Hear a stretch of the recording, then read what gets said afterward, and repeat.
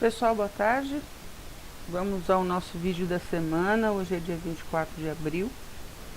E essa semana já aconteceram outras novidades. Toda semana a gente vai ter assunto para falar de filho separado, de hanseníase, porque são tantos detalhes que a gente sempre diz que é uma história sem fim. E de fato, felizmente ou infelizmente, é uma história sem fim. Eu já disse para vocês uma vez e vou repetir. Enquanto a gente não conseguir que a sociedade conheça a nossa história, a gente dificilmente chega à vitória. Por quê?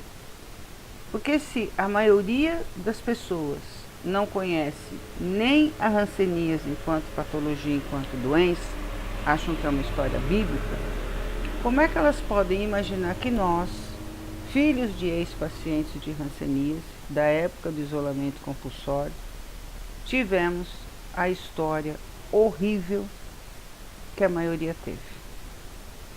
Não dá. Então a gente precisa contar. Toda semana, com certeza eu conto para alguém. Toda semana. Essa semana já não falhou também, tá? Mas eu tive conversando com uma filha separada essa semana que me ligou, e uma paciente também. Aliás, a paciente, o contato foi hoje. E a questão do preconceito, numa grande parte, impede que as pessoas falem sobre o assunto. Por quê? Porque elas foram criadas para não comentar o assunto por conta do preconceito, por medo do afastamento maior ainda da sociedade. Então eu entendo essa situação. Eu entendo. Essa filha separada que conversou comigo, ela foi clara, falou: Tereza, eu não posso falar. Tudo bem, eu falo. Você divulga o vídeo, eu falo. Aliás, eu gostaria de agradecer todo mundo que curtiu, todo mundo que se inscreve. Enfim, a gente tem que colocar esse assunto para frente e a gente tem que fazer com que as pessoas nos ouçam. A gente vai devagarinho, mas a gente vai chegar lá. Eu tenho absoluta certeza disso. E a paciente que conversou comigo hoje disse: olha, eu não consigo arrumar emprego por causa do preconceito. Tá, qual foi a sugestão que eu dei para ela? Ministério Público Estadual. É uma queixa, preconceito é crime.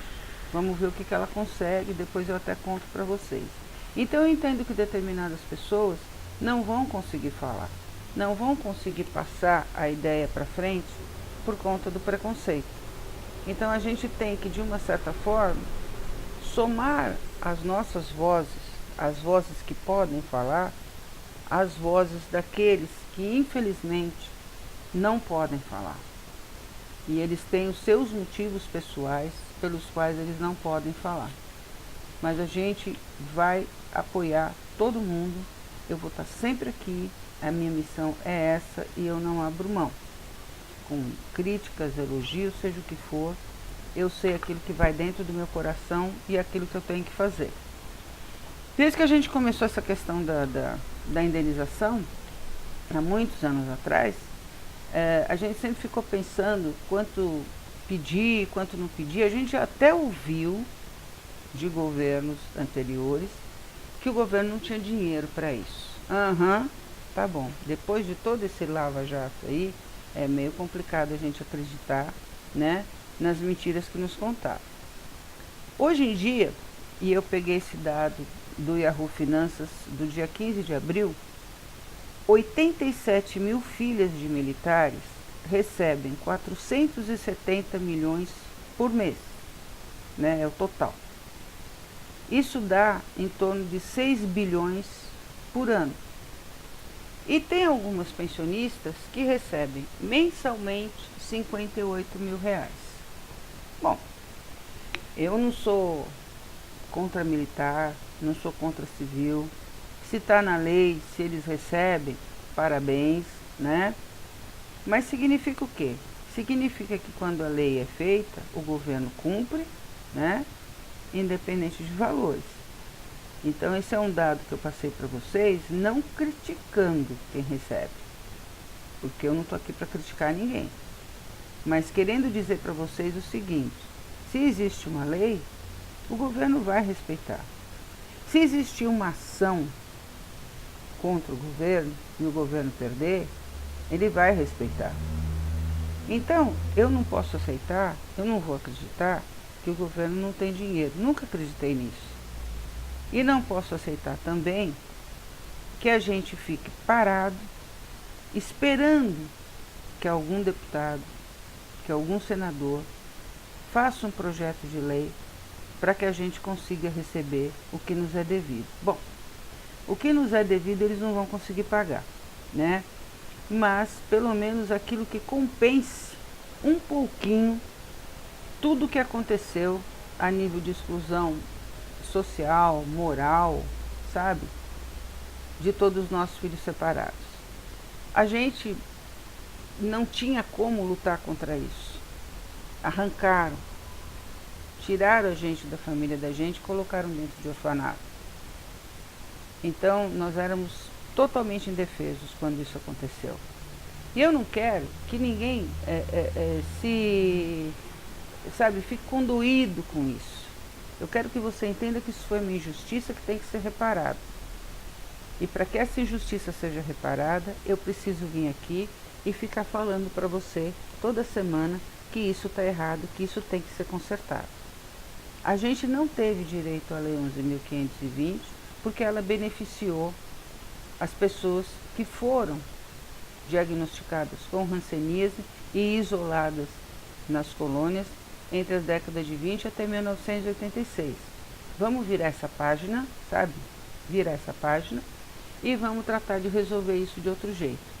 Eu acredito muito que o que a gente precisa é de um projeto de lei e que esse projeto de lei seja específico para a nossa situação. E em não existindo esse projeto de lei, que a gente faça aquilo que já está sendo feito por alguns filhos, correr atrás da justiça por meio de advogado, por meio de ação na Justiça Federal. Alguns estão indo pelo Ministério Público também. Então, toda a porta que se abrir, que a gente entre. Mas a gente vai ter que ser ressarcido de tudo isso de uma forma ou de outra. Dinheiro, eu tenho certeza que tem, tá? Mas a gente vai ter que conseguir essa justiça. E para a gente conseguir essa justiça, a gente tem que dizer o porquê que a gente quer isso. E o porquê que a gente quer isso foi a forma como foi feito, foi um crime de direitos humanos que ele não prescreve. Apesar de alguns entendimentos que o crime prescreveu. Não, ele não prescreve. Filho separado, filha separada, como eu, meus irmãos de causa, vamos falar disso. Vamos colocar a boca no trombone. Vamos procurar deputado, vamos procurar senador, vamos procurar até vereador, o que for. Os políticos estão aí, eles foram eleitos para nos representar em nossas demandas. A nossa demanda é a nossa indenização. Se a gente conseguir que um deputado federal, ou um senador, ou até um deputado estadual, faça um projeto de lei específico para a gente consegue ser indenizado, tá? Eu não digo que sejam valores como esses aqui, que dos militares, aí eu já nem entro na questão. Mas a gente precisa ser ressarcido disso, de uma forma ou de outra. Qualquer caminho que nos leve à vitória é importante. Qualquer caminho que você estiver seguindo, ele é super importante para a gente conseguir uma vitória. A gente não pode esmorecer. Eu entendo aquele que não pode falar, eu entendo aquele que tem que ficar quieto, eu entendo aquele que foi criado para calar a boca, mas eu não fui. Eu sou uma pessoa que mesmo que tivesse talvez sido criada para calar a boca, eu realmente não conseguiria. Mas eu tenho um apoio familiar muito grande para estar fazendo tudo isso, tanto da minha família afetiva quanto da minha família biológica. Então isso me fortalece muito, demais da conta. Eu agradeço muito a eles por isso. Vamos falar, gente. Vamos colocar esse assunto em pauta em todo lugar que a gente for. Vamos passar para frente essa ideia. E dinheiro nenhum do mundo vai substituir o sofrimento. Porém, ele é justo. Porém, ele é de direito. E a gente não pode deixar de lado. Não vamos ficar presos, sabe, a querer aquilo que pai e mãe da gente receberam no 11.520. Vamos alargar esse espaço. Vamos, sabe, abrangir outros horizontes para isso. Vamos tentar criar a nossa lei de filhos separados, para que a gente consiga ter uma vitória. É isso que eu tinha para dizer hoje para vocês. Eu agradeço do fundo do meu coração a oportunidade e a honra de ser filha separada, a honra de ter uma história diferente, a honra de poder dizer que eu não vivi em vão. Eu tinha uma grande causa e eu vou levar isso para o resto da minha vida. Abraço.